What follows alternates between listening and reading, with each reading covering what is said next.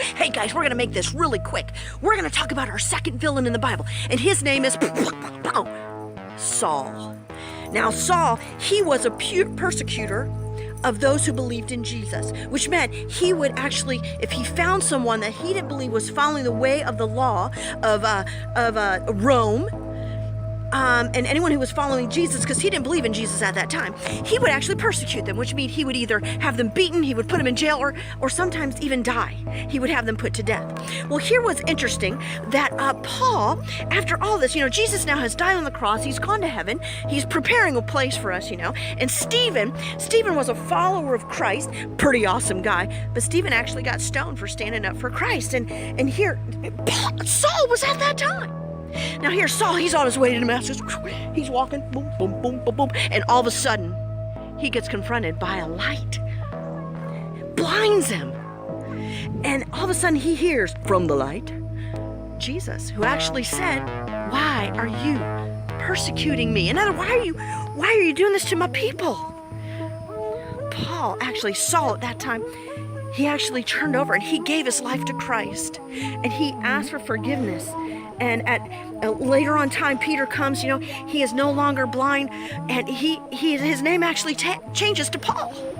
And we hear about Paul in the New Testament, in the book of Ephesians and Acts and Romans, and all throughout the New Testament, we hear about his walk with Christ and sharing Christ and encouraging other Christians. But here's the really cool thing about him.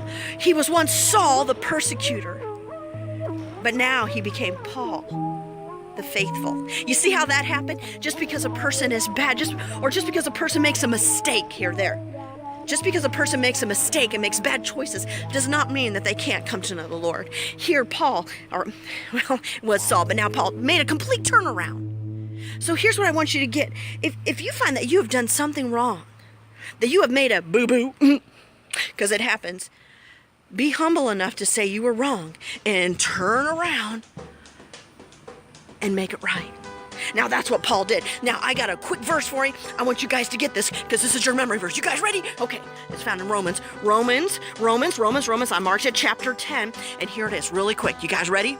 It says, anyone who trusts in him will never be put to shame. Y'all, how awesome is that? And if we trust in him, he's not going to allow us to be put to shame.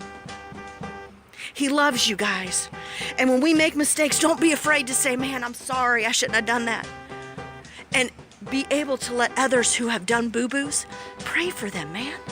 Pray for them. All right, y'all, that was our villain. But what's really cool is that he became a hero. How awesome is that? Okay, y'all, we're going to do some other fun stuff, and we're going to talk about more villains later, and y'all have a great day, and I'm saying, okay, peace out, boom, boom, yeah.